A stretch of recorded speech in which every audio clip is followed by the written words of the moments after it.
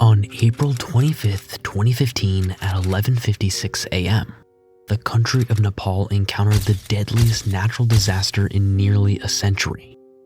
The 2015 Nepal earthquake killed 8,964 people, injuring 21,952 more. Its epicenter was east of Gorkha district at Barpak, Gorkha, roughly 85 kilometers or 53 miles northwest of central Kathmandu. And its hypocenter was at a depth of approximately 8.2 kilometers or 5.1 miles. It was the worst natural disaster to strike Nepal since the 1934 Nepal-Bihar earthquake. The earthquake's rating on the moment magnitude scale was estimated to be between 7.5 to 8.1. Thousands of district homes were desecrated across the country, entire villages flattened, churches and temples destroyed, families in the streets. And to make matters worse, one of the 7 wonders of the world suffered an avalanche, Mount Everest. This avalanche claimed the lives of 19 people. Amongst those was former Google executive Dan Friedenberg. Dan Friedenberg was born on September 8, 1981 to parents Paul Friedenberg and Debbie Willis. Dan grew up on a farm in Norfolk, Arkansas with his mother Debbie Willis and his older sister Tricia. During the summers, he and Tricia would go to live with their father, Paul Friedenberg, in Orange County, California. His mother described Dan as a boisterous young child, but with a mischievous streak. But both her and Paul encouraged Dan to follow his own path, to break all the rules. Dan's parents knew their son was bright, and that if he harnessed his eagerness for life into a career, he could end up quite successful.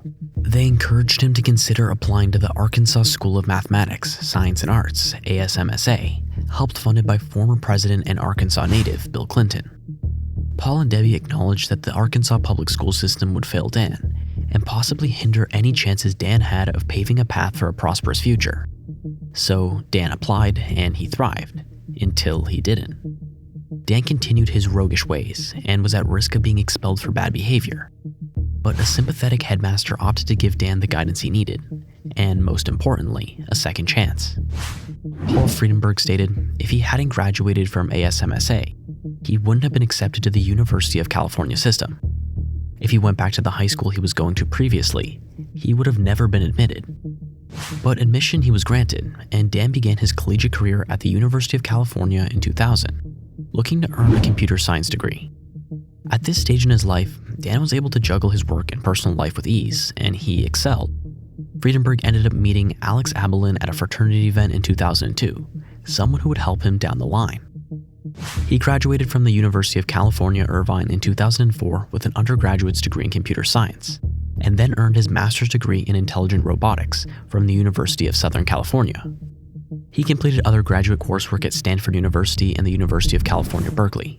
Out of college, he was hired to work at aircraft manufacturing company Boeing in their Future Combat Systems division. At Boeing, he helped develop a system that looked to improve the security network. But in typical Dan Friedenberg fashion, he didn't yet have a security clearance. Alex Abelin and him reconnected a few years later, and Abelin was raving about his new job at this up-and-coming startup company, Google. Friedenberg was intrigued and told Abelin that if a position were to open up, put his name on a list. And that is exactly what happened, and Friedenberg was hired in 2007. Friedenberg got right to work, studying the organizational chart and determining who had influence where. Friedenberg saw this new opportunity as a means to an end. He was determined to beat the system, to climb the corporate ladder. And climb the ladder he did. Over the course of his 8-year career with Google, Friedenberg accumulated quite an accomplished resume of accolades.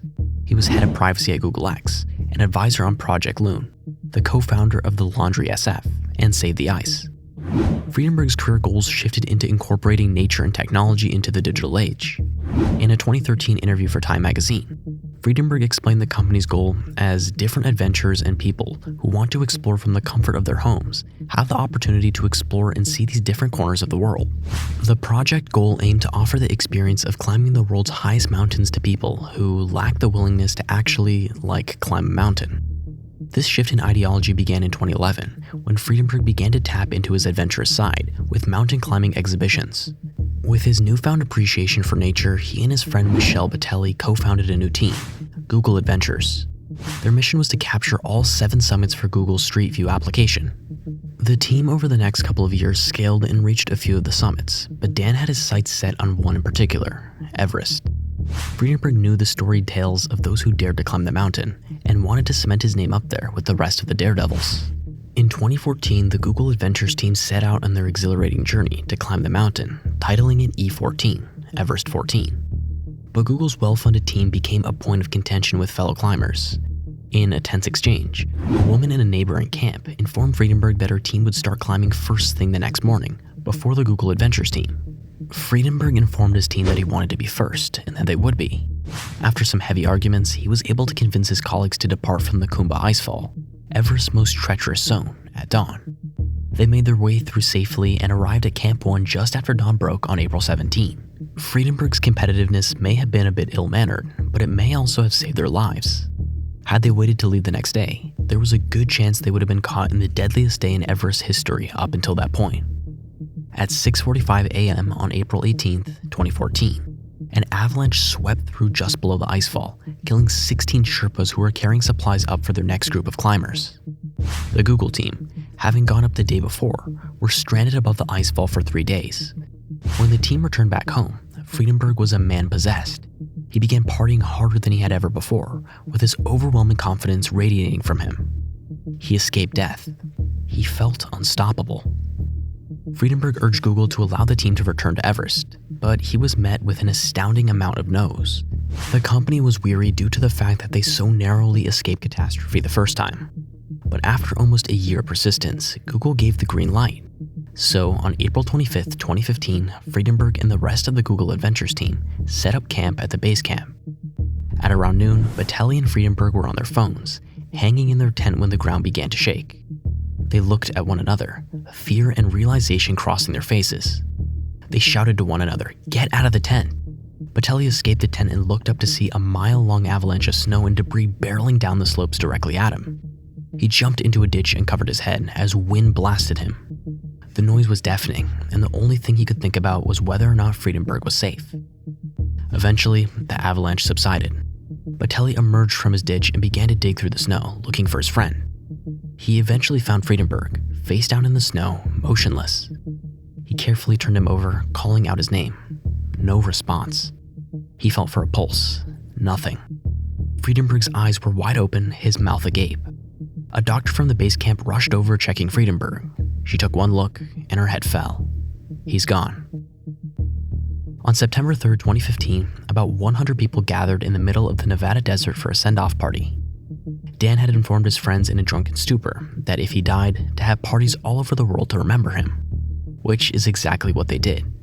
It was a black tie occasion, Burning Man style, extravagant feather headdresses, black fishnet tights, white fur coats. It was here that friends and family closest to Friedenberg gathered together to pay tribute to their deceased friend. Many of the friends present had bloodshot eyes from the mixture of mourning and recreational drugs. They passed around bottles of whiskey and danced without inhibition. They shared a certain passion for life that their friend Dan Friedenberg always had, one of the utmost curiosity for life, one that shouted so loud you could never ignore it.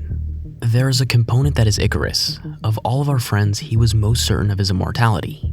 If you asked Dan how he would have liked to have died, he would have said, closer to the top. Thank you for watching this video. If you enjoyed, please subscribe and leave a like so we can continue to bring you these stories each week. If you have a video suggestion, please leave a comment down below. Until next time.